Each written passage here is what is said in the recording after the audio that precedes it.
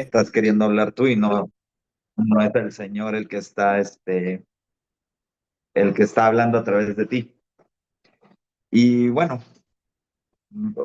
por lo menos sé, y si Dios lo permite, la semana que entra también me va a tocar venir a compartir con ustedes, porque como ustedes saben, bueno, Arturo ahorita todavía está allá en México viéndolo de su cuestión salud, y también sé que todos nosotros estamos orando por él, ¿no? Y gracias a Dios.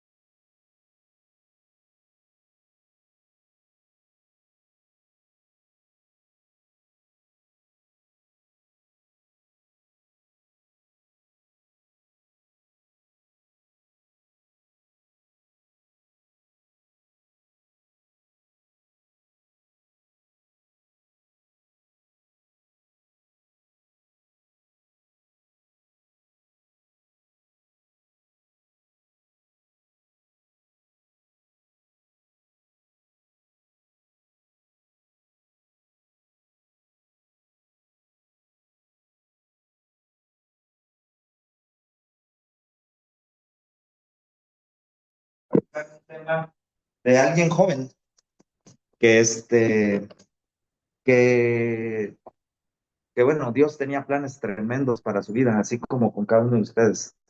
Pero antes de empezar, vamos a orar para iniciar y que Dios bendiga este tiempo, ¿sale? Señor, te damos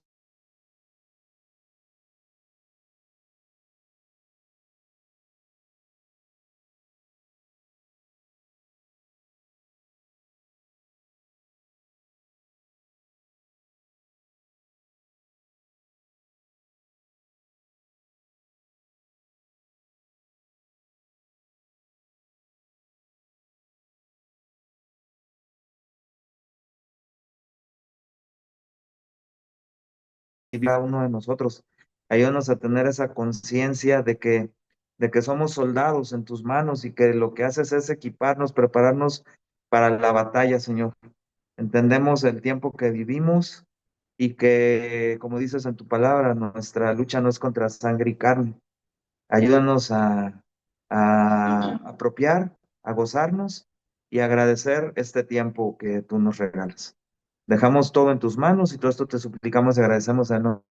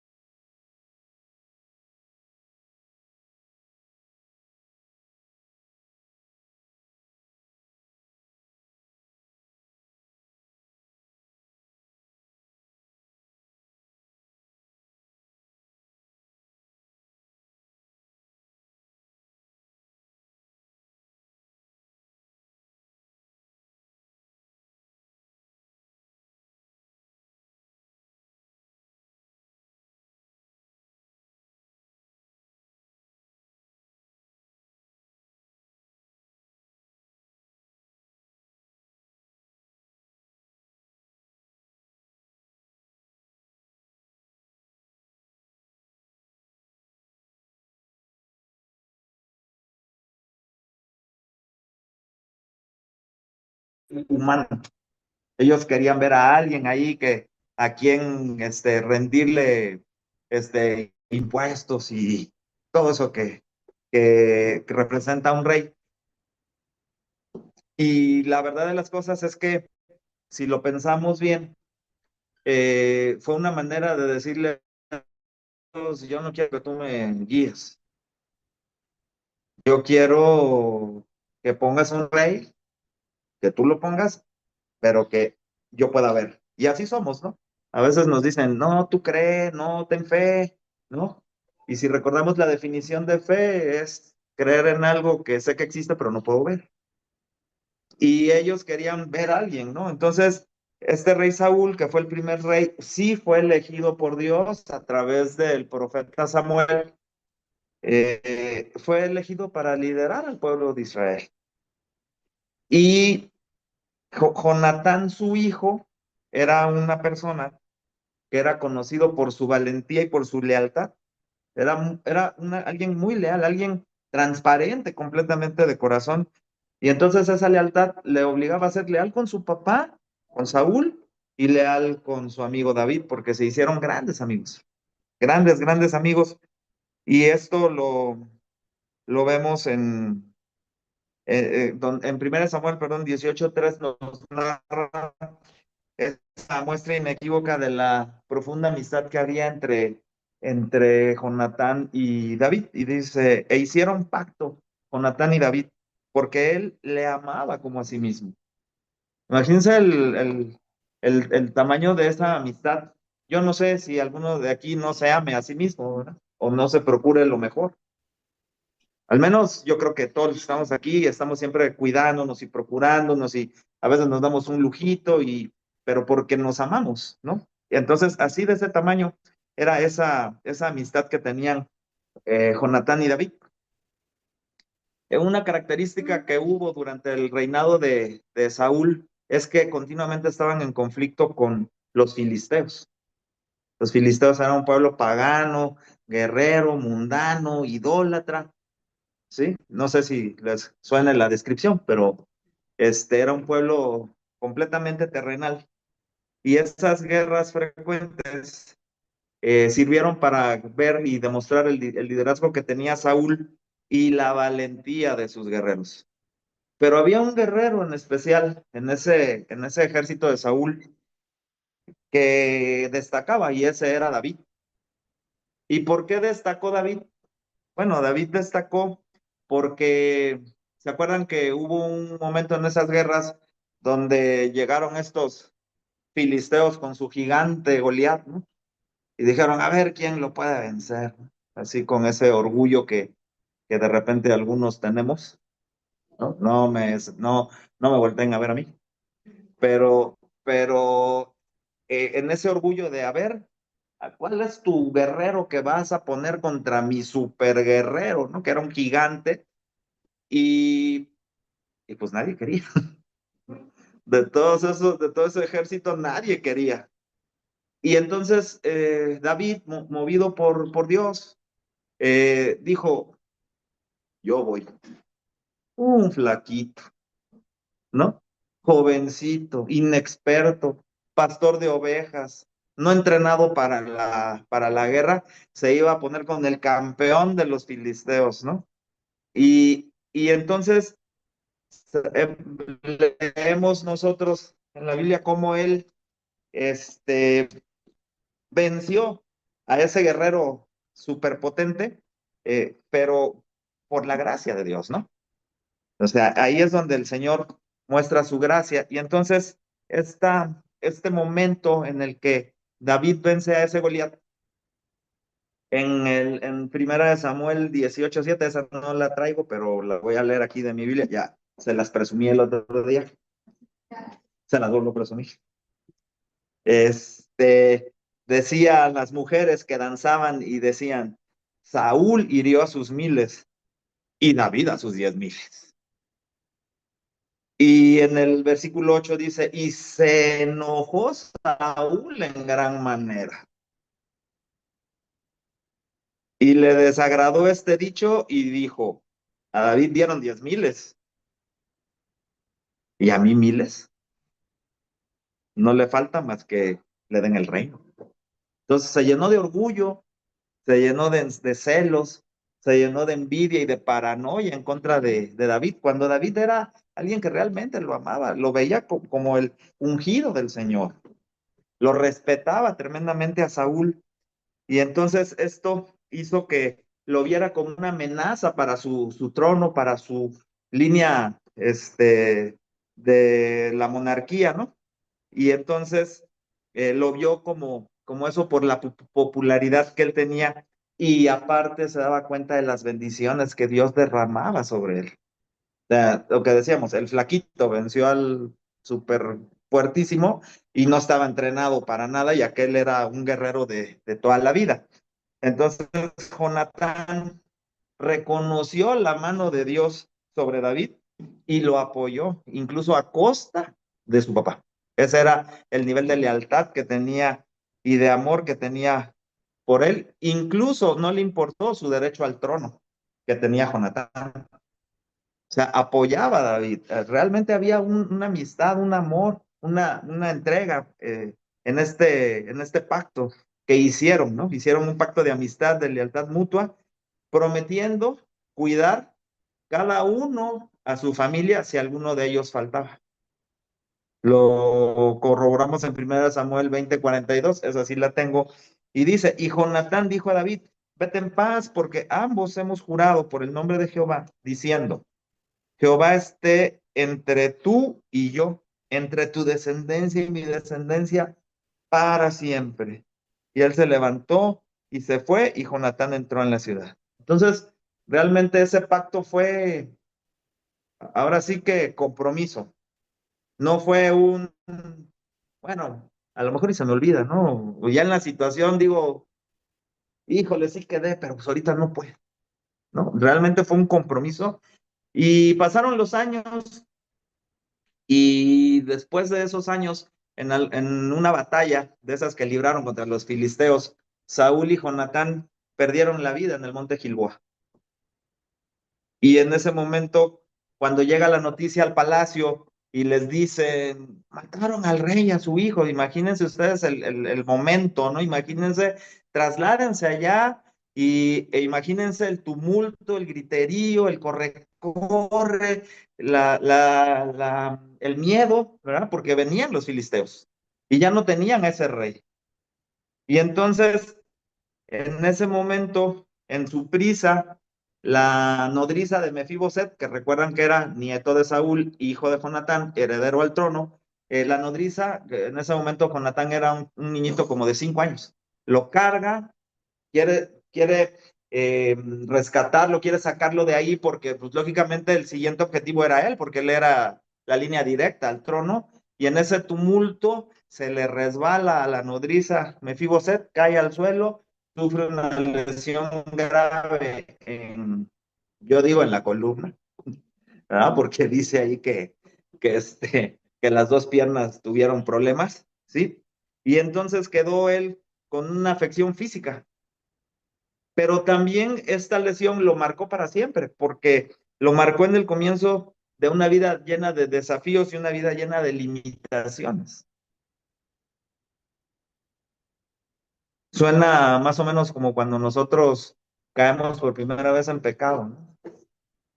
Y este pecado, cuando lo hacemos con conciencia, comienza una vida similar a esta. Empezamos ¿y ahora para dónde? Mi carne me dice, ¿te gusta esto? Mi espíritu me dice, por ahí no es. Y entonces empezamos a andar, claudicando en una vida como de alguien que tiene alguna afección. Y entonces esta lesión por la caída de Mefiboset, la pérdida de su padre, la pérdida de su abuelo, marcaron un cambio radical en la vida de Mefiboset, de ser un heredero al trono. Quedó sin nada, quedó sin familia, sin hogar y aparte con una discapacidad que lo limitaba tremendamente. Esta pérdida, esta situación le ocasionó a él una pérdida de su herencia real, pero también perdió los privilegios materiales que tenía la seguridad, la posición que le correspondía y el respeto en la sociedad. No sé si a alguno de ustedes le ha pasado algo similar, que van por un camino y de repente... A mí no, pero un primo de un amigo sí me platicó que realmente tenían planes, que tenían sueños, que tenía esos anhelos y de repente todo cambió. Ezequiel 16:60 nos dice palabras del Señor. Antes yo tendré memoria de mi pacto que concerté contigo en los días de tu juventud y estableceré contigo un pacto sempiterno. El que cambien las situaciones, el que mis sueños que yo tenía, en que los anhelos que yo veía, mis metas hayan cambiado, no quiere decir que el Señor se alejó de mí.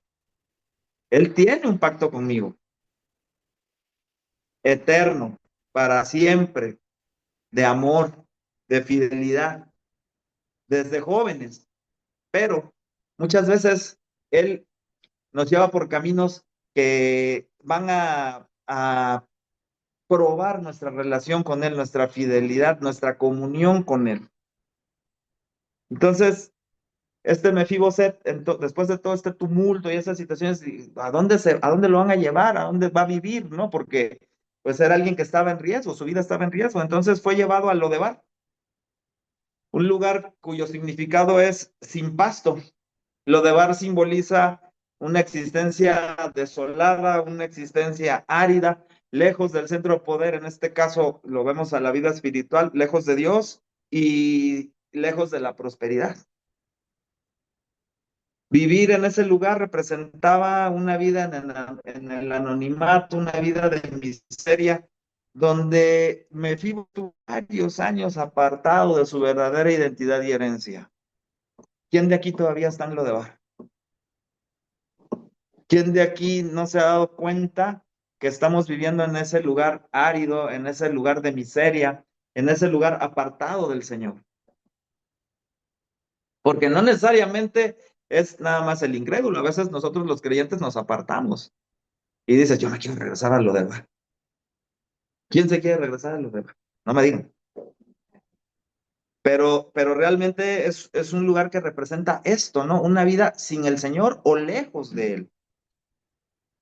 Entonces, este Mefiboset estaba lejos de la vida que él esperaba para un descendiente real. Esta incapacidad, esta discapacidad y el exilio lo colocaron en una posición de dependencia y de vulnerabilidad realmente, sin las comodidades, sin el estatus que él alguna vez tuvo.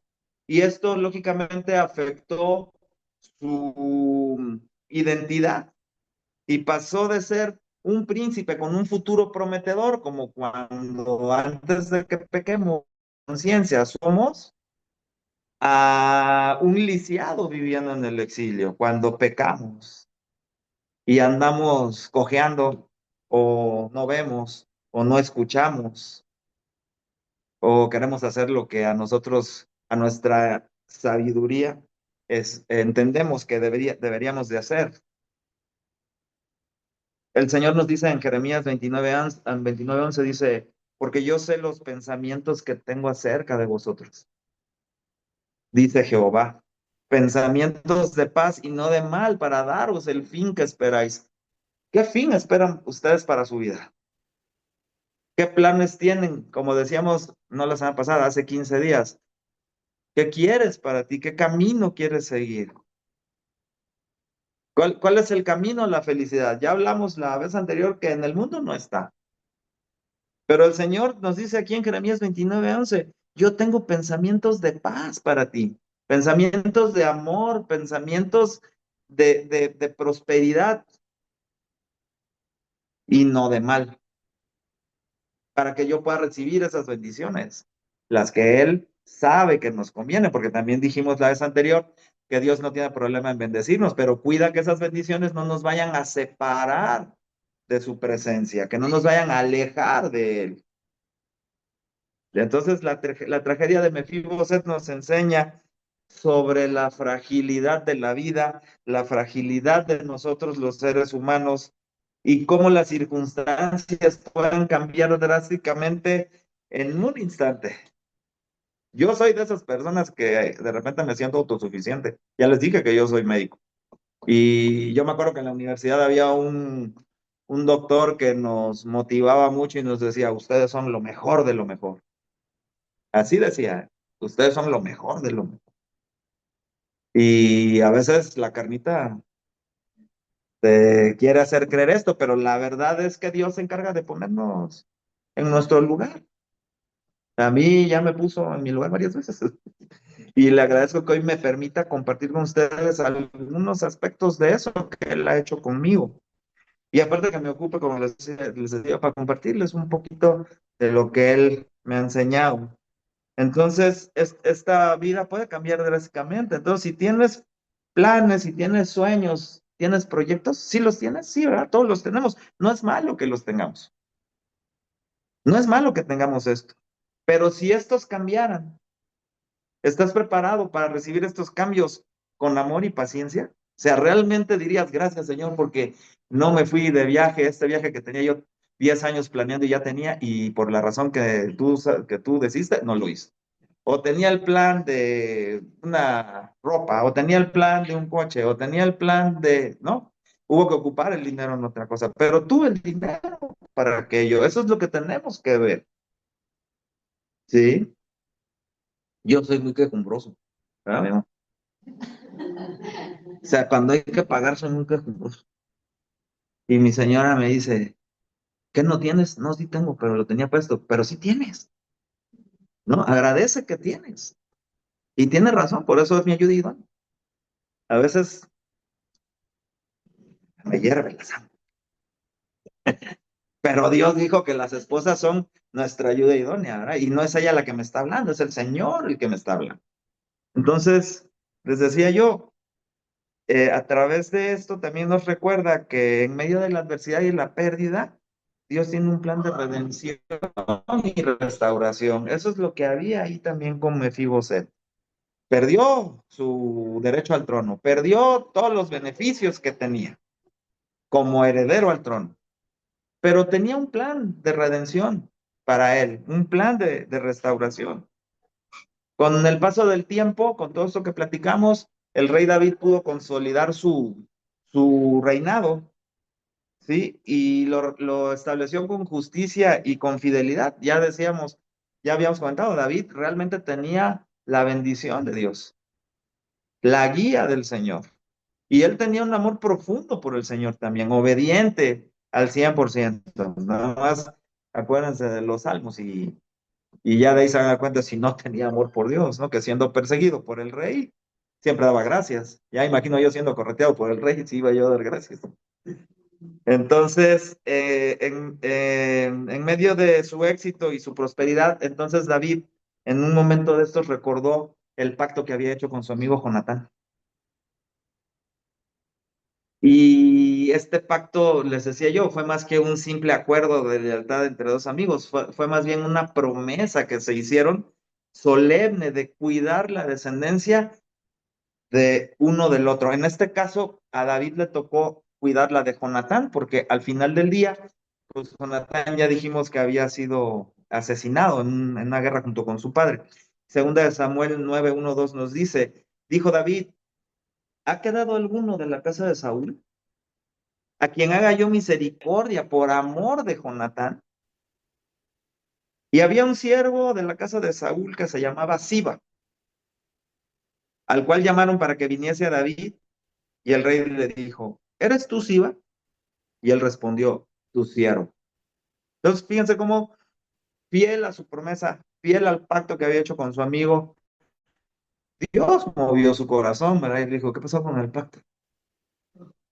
¿No has preguntado si hay algún descendiente de, ¿no? Y él dice, hay alguien que en quien yo haga misericordia por amor de Jonatán. Eso hace el Señor con nosotros.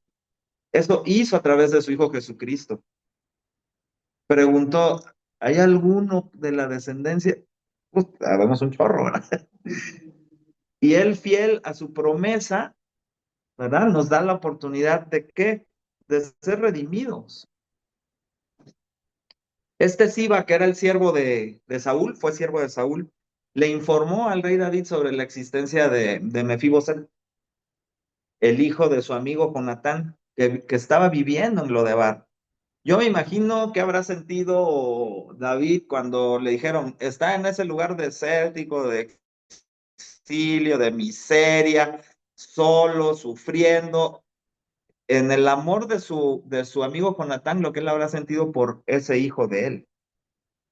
Lo mismo que Dios sintió por nosotros, ¿verdad? Cuando dijo, están en pecado, están en el exilio, están en ese lugar de miseria, en ese lugar árido, desolado, que dijo, yo los amo, los voy a rescatar. Eso hizo.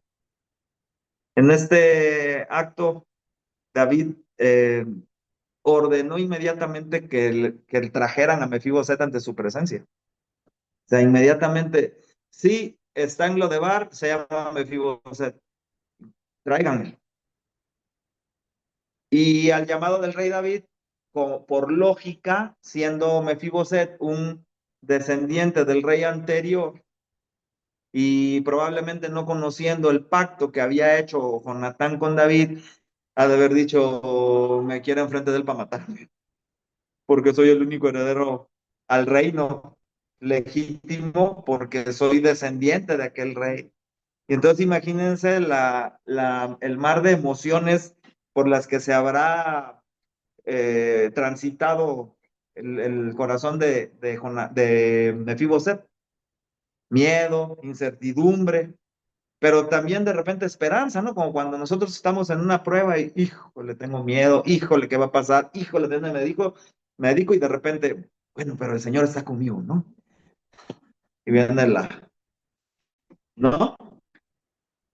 Entonces, lógicamente, bueno, lo llevan a la presencia, ¿sí? A la presencia del rey David.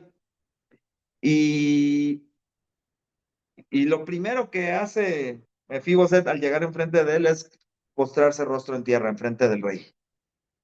Y esto era una muestra de profundo respeto y de humildad de parte de Mefiboset hacia el rey. Es una postura que reflejaba el reconocimiento de la autoridad del rey. O sea, no vengo a reclamar, no vengo a pedir, no vengo a exigir, vengo humilde a reconocer que tú eres el rey y que yo soy vulnerable. Acuérdense de la discapacidad que tenía. Y David, viendo el temor de Mefiboset, inmediatamente en el amor de su amigo Jonatán, lo tranquilizó con palabras de consuelo y le dijo, no tengas temor, porque yo a la verdad haré contigo misericordia por amor de Jonatán tu padre, y te devolveré todas las tierras de Saúl tu padre, y tú comerás siempre a mi mesa. Todos fuimos Mefiboset en algún momento, ¿estamos de acuerdo? Y quien siga siendo Mefiboset tienen una invitación a la mesa del rey, porque él en su amor y en su misericordia, pues ya pagó, ya estamos listos más para decirle, yo sí quiero entrar, quiero recibir todo eso, como David hizo con Mefiboset. O sea, realmente lo que Dios nos dejó aquí en este relato es eso, ¿no? Esa invitación que tenemos todos a sentarnos a su mesa, a compartir del banquete que Él ha preparado, pero eternamente. Estas palabras que David le dijo a Mefiboset aliviaron su miedo y le dieron esa restauración completa y una dignidad renovada, que es lo mismo que Dios hace con nosotros a través de su Hijo Jesucristo. Nos dio una vida nueva, nos puso bajo su cuidado y bajo su protección. No sé si ustedes han pensado, a veces a mí, meditando, sí me viene esta parte de, a ver, yo soy hijo del Rey de Reyes y del Señor de Señores. ¿De qué puedo tener miedo? ¿No? ¿Qué me puede faltar? Decíamos la vez anterior, no sé si se acuerdan, que tenemos a Dios como nuestro Padre, a Jesucristo como nuestro Salvador, al Espíritu Santo como nuestro consolador y el cielo como nuestra casa eterna. ¿Qué más quiero? Soy rico, realmente soy rico, pero de verdad me lo creo. El rey David no solo prometió proteger a Mefiboset, sino que también le devolvió todas las tierras que habían sido de su abuelo. O sea, le regresó riqueza.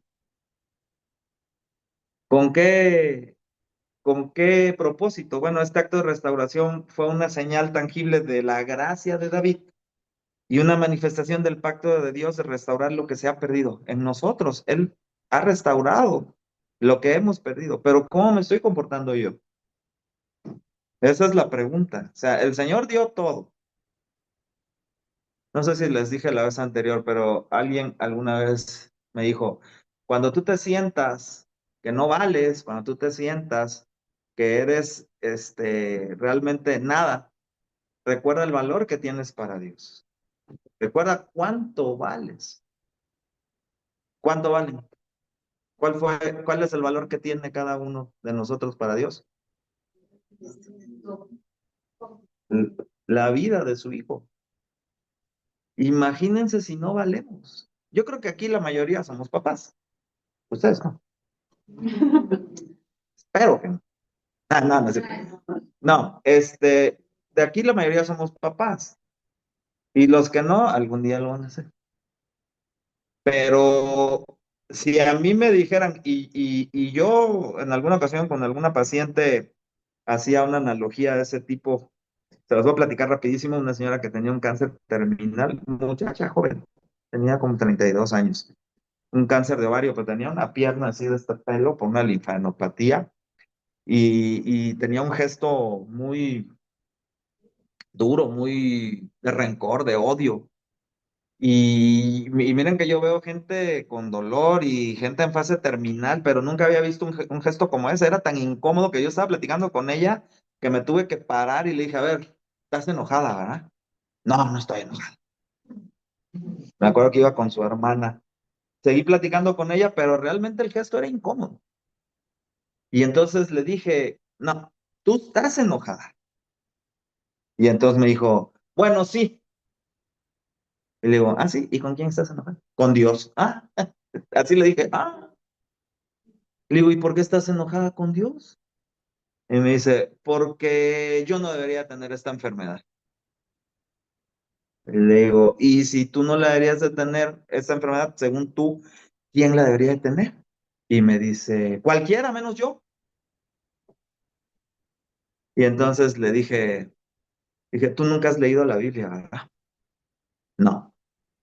Yo te voy a hacer una pregunta. Ya no es así, pero te voy a hacer una pregunta. Imagínate que hoy en la noche Dios en un sueño, que conste que ya no es así, te dijera, voy a sanar en el mundo a la mitad de todas las personas que tienen cáncer, no como el tuyo, cáncer en general, a la mitad. Ah, porque le digo, ¿tienes hijas? Sí. ¿De qué edad? Ah, ¿cuántas? Una. ¿De qué edad? 12. Y le digo, imagínate que Dios te dijera que va a sanar a la mitad de la gente en el mundo de cáncer si tú le das a tu hija en sacrificio. ¿Se lo darías? No. Y entonces le digo, ¿y por qué Dios sí dio el suyo por ti? Y en ese momento empezó a escurrir lágrimas. Y su hermana que estaba junto dice, vaya, hasta que lloro. Dije, no te equivoques. O sea, si tú tienes esta situación, es porque Dios quiere hacerse presente en tu vida y quiere que tú lo conozcas y quiere que tú te entregues y quiere cambiar tu vida. No sé si te va a sanar, pero te está ofreciendo algo mejor. Le dije, yo no te voy a atender de ese cáncer, pero me gustaría que vinieras para que yo te comparta y conozcas al Señor. Pregúntenme si regresó. Nunca regresó. Entonces, este detalle es lo que decíamos ahorita, ¿no? O sea, ¿cuánto valemos para el Señor? Y no lo valoramos. Ni siquiera lo tenemos en cuenta. ¿Sí? Entonces, les decía yo, en lo que Dios hizo con Mefiboset, ¿no? Fue restaurarlo. El Señor nos quiere restaurar a todos. A esta muchacha la quería restaurar, pero depende de cómo esté mi corazón, si yo le creo, si quiero rendirme, porque eso que yo hoy entiendo que lo que vi era orgullo, ¿sí? Es decir, a mí no me importa lo que tú hiciste por mí en la cruz, ni me importa lo que valga la vida de tu Hijo Jesucristo. O sea, a eso equivale el ya no regresé, ¿no? Entonces, en este caso de Mefiboset, David ordenó que le regresaran sus tierras, que a partir de esas tierras es, le ordenó a Siba que trabajara esas tierras para que se asegurara el sustento y el bienestar de Mefiboset. Lo mismo hace con nosotros a través de Jesucristo. Segunda de Samuel 9:9 dice, entonces el rey llamó a Siba, siervo de Saúl, y le dijo, todo lo que fue de Saúl y de toda su casa, yo lo he dado al hijo de tu Señor. O sea, Dios le está diciendo, yo se lo restauré, yo se lo regresé, es suyo. Y te mando, porque es un mandamiento, que tú la trabajes y que lo sostengas.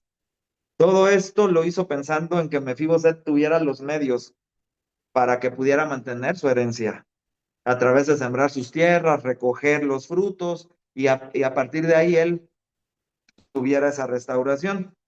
Siba junto con sus hijos y siervos se iban a encargar de esta labor para asegurar este sustento continuo de Mefiboset. Esto lo único que muestra es el cuidado que David tuvo hacia la seguridad no solo económica de Mefiboset, sino integral. ¿Sí? Es, esta respuesta de David fue un acto de gracia inmerecida. Lo mismo que Dios hizo con nosotros. ¿Qué hemos hecho nosotros para que el Señor haya dado la vida de su Hijo Jesucristo para pagar nuestros pecados? Es gracia inmerecida. Sí saben qué significa gracia, ¿no? Es un regalo que nosotros no hicimos nada para merecer. Y en ese sentido, David demostrando esa gracia inmerecida por Mefiboset, por un pacto, ¿no? Que hizo con su padre. No lo hizo directamente con él, pero el Señor así es de fiel también. Sin embargo, por amor de Jonatán, como decía yo, y por su propio carácter misericordioso, extendió esta gracia para Mefiboset, mostrándole que la misericordia de Dios puede manifestarse a través de actos de bondad humana. Ojo, no que lo haga yo, sino que el Señor mueve mi corazón a tener amor por los demás. ¿Sí? No es lo que yo haga, lo que yo di, lo que yo doné, es al dador alegre, ¿no? Y no nada más hablamos de cuestiones económicas o terrenales, hablamos de, estás compartiendo, estás hablándole a otros del Señor, les estás diciendo que ya está pagado y que la puerta está abierta para todos, pero que hay que escuchar ese llamado, ¿no? Como dice la palabra, que está llamando a la puerta de nuestro corazón para que nosotros le abramos y pueda entrar. O sea, ¿lo estamos compartiendo o me estoy quedando con la información? ¿De qué me sirve los que están leyendo, estudiando, tomando estudios? ¿De qué me sirve tener mi libreta o mi computadora bien bonita, marcada en los estudios de acá y no estoy compartiendo? No sirve. Hay que orar por discípulos, ¿no? O sea, el trabajo importante es el personal, no es el estar parado aquí enfrente. Es el personal, el que si Dios me lleva a un lugar donde nunca iría, por ejemplo, a un juzgado, yo nunca iría a un juzgado por mi propio juicio, ¿verdad?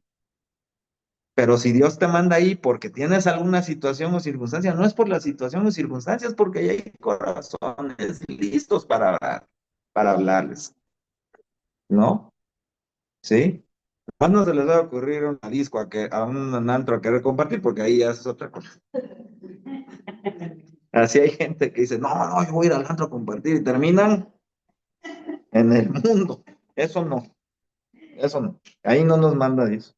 Entonces les decía yo que esos,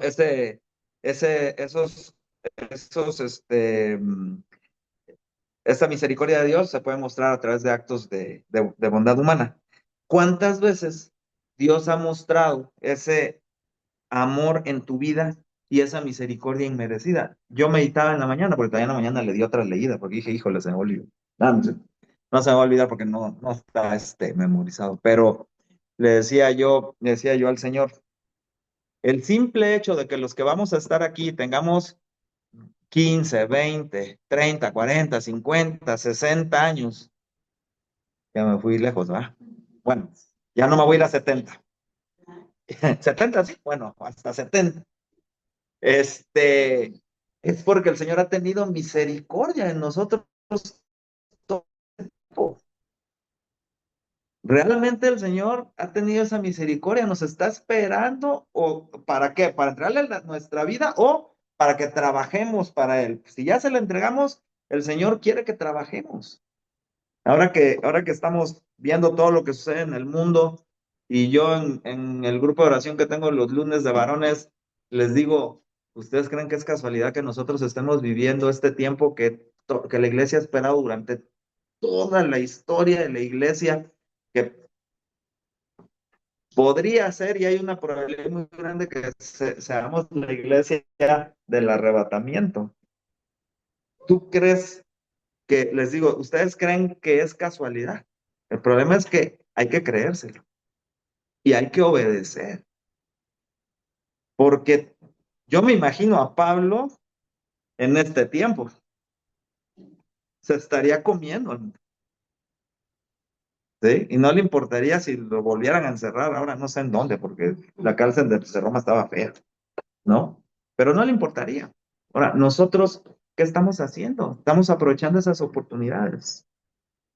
Pero realmente es gracia inmerecida lo que tenemos. El Señor ha extendido su gracia y si la has percibido, la has agradecido. Y lo que decíamos ahorita, la has ofrecido y la has extendido a otros.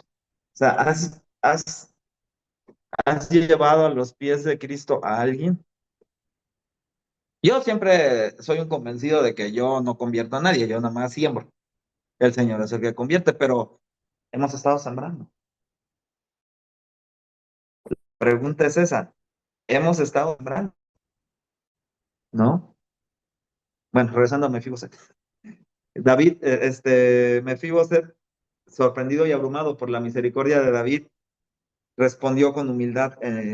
Segunda de Samuel 9:8 dice, y él inclinándose dijo, ¿quién es tu siervo para que mires a un perro muerto como yo? Reconocer su propia insignificancia y la magnitud de la gracia que estaba recibiendo a partir de David, subraya esa profundidad de la gratitud y humildad con la que él estaba viviendo. Es lo que decíamos ahorita. ¿Qué hemos hecho nosotros para que el Señor haya derramado esa gracia sobre nosotros? Más que una restauración material, lo que David hizo con Mefiboset fue otorgar un honor especial, comer siempre a la mesa del rey. Segunda de Samuel 9:10b dice, pero Mefiboset, el hijo de tu señor, comerá siempre a mi mesa. Y tenía Siba 15 hijos y 20 siervos. Bueno, aquí pónganle su nombre, ¿no? Y Roberto Carlos, el hijo de tu señor, comerá siempre en mi mesa. Pero, ¿saben?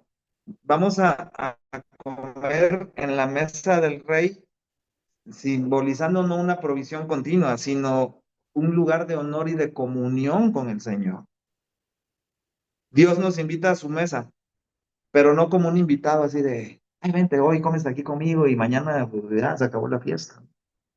No, el Señor nos invita a comer como parte de su familia.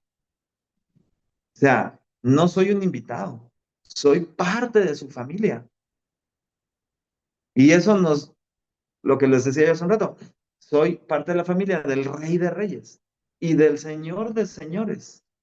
Qué privilegio tan grande. Si yo realmente medito en esto, por su amor y su infinita misericordia, nos invita a eso. Pero ¿qué quieres tú? ¿Qué estás haciendo tú? ¿Quieres seguir siendo un lisiado? un enfermo, un exiliado, o de una vez por todas quieres comer todos los días a la mesa del rey, como parte de su familia otra vez. O sea, no eres invitado. Él te quiere adoptar. Mefiboset, aunque continuaba lisiado, después de que recibió, vivió con una profunda gratitud por la bendición que había sufrido. Bueno, nosotros sabemos que estamos en riesgo de volver a pecar, pero eso ya no nos va a apartar del Señor. Lo que sí podemos hacer es estar atentos y pedirle al Señor, ayúdame a no estar cojeando, ¿verdad? Porque sigo siendo un lisiado. ¿Sí? Agradeces cuando Dios bendice tu vida todos los días. Pero realmente agradecer, no, no, porque luego le hacemos, ay, gracias Señor por este día, no, sino si realmente le agradezco, Señor, gracias y estoy listo para que tú me pongas en donde tú quieres que yo esté para servirte. Realmente lo agradezco. La vida de Mefiboset en la mesa del rey no solo es que le dio sustento, sino que también le devolvió identidad y un propósito para su vida. Lo que hizo Dios a través de Jesucristo con nosotros. Yo luego platico con mi esposa y le digo qué diferente es tener un propósito, porque antes vivías y la rutina, ¿no? Te levantas y todos los días llegas, te acuestas, y al otro día lo mismo, y al otro día lo mismo, y al otro día lo mismo, y ese sentimiento de insatisfacción es real. Pero hoy, cuando tenemos la oportunidad de compartirle a alguien y de orar con ese alguien, realmente se siente uno útil. Pero, ¿qué quieres tú? ¿Qué estás haciendo tú? ¿Realmente estás viviendo? Valoras lo que tienes, valoras tu iglesia, valoras a tus hermanos en la fe, valoras a tu pastor, estás cuidando de eso. Ese es el propósito de entender lo que Dios hizo con, bueno, en este caso David, con Mefiboset, pero lo que Dios hace con nosotros, nos muestra el amor que nos tiene, porque, a ver, aquí las personas que me están viendo en el Zoom están aquí, en el Zoom, pero no están aquí físicamente. Y yo estoy seguro que varios de los que están ahí anhelan estar aquí físicamente, ¿sí? Hay personas que se conectan porque viven muy lejos, pero quisieran estar aquí porque realmente valoran lo que tienen. Yo lo estoy valorando, que lo tengo. Lo estoy procurando, lo estoy cuidando. Eso es lo que nos tenemos que preguntar porque definitivamente es gracia inmerecida. Tener una iglesia y tener hermanos en la fe es un privilegio. De verdad, tener una familia en la fe es un privilegio. Tenemos un hijo que se acaba de convertir y dice, quiero amigos, ¿no? Y se le dice, ya están listos, pero a lo mejor no son de tu edad. Porque yo tengo mi amigo, tengo un muy buen amigo que tiene 70 y tantos años. Y sí lo presento, es mi amigo, ¿no? Pero el amigo que Dios o los amigos que Dios nos da. Uno piensa en el mundo y, ¿qué edad tienes? 19, quiero de 19 o 20, ¿no? Y yo tengo 25, quiero de 25.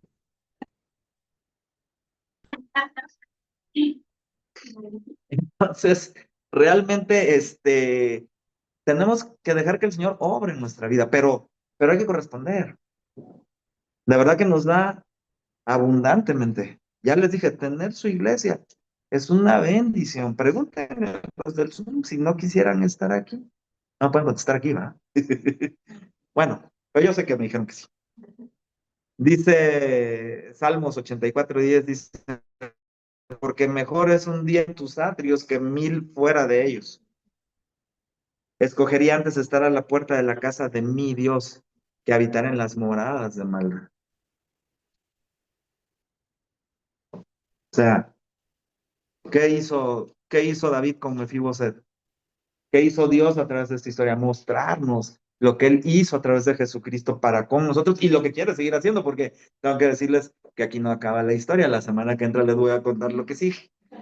Pero realmente el mensaje de hoy es ese, ¿no? O sea, ¿en dónde estamos? ¿Estás en lo de bar? ¿Te gusta estar en lo de bar?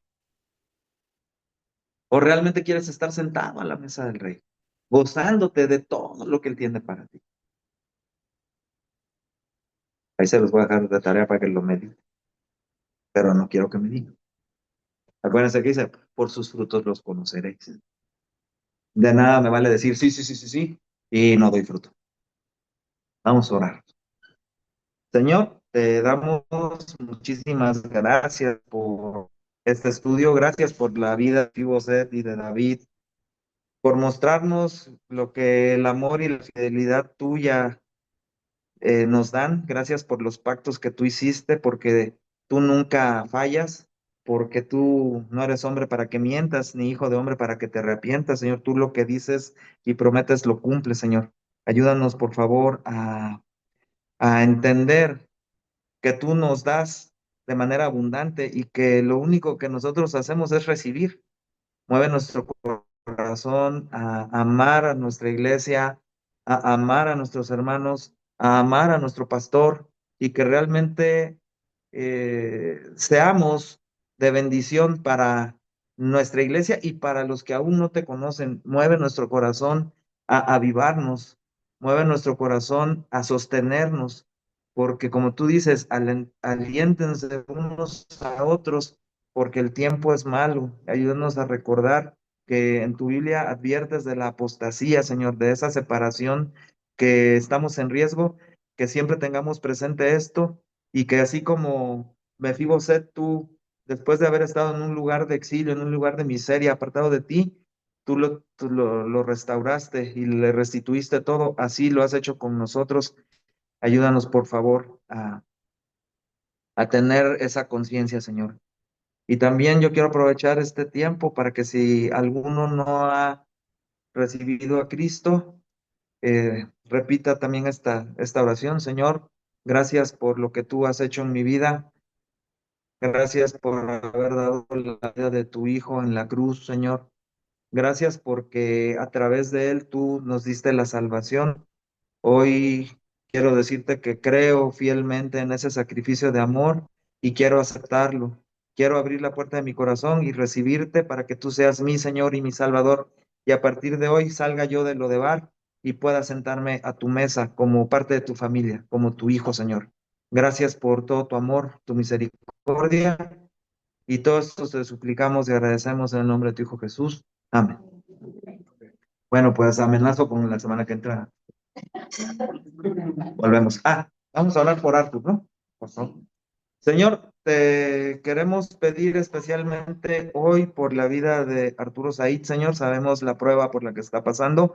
Sabemos que tienes un propósito, que realmente esto va a tener un final que va a ser de bendición para todos. Ayúdanos a no dejar de orar por él, a no dejar de orar por su familia, a no dejar de orar por su provisión y que cuando lo tengamos otra vez acá, podamos realmente valorar la bendición enorme de que tú lo hayas elegido como la cabeza de esta iglesia y que cada creyente, cada hermano en la fe, le muestre su amor, le muestre su cariño y que sea para que esta iglesia crezca, florezca y se restablezca, Señor. Gracias por la oportunidad de estar acá y gracias por la vida de cada uno de los que estamos. En el nombre de tu Hijo Jesús te suplicamos y agradecemos esto. Amén. Bueno, ahora sí.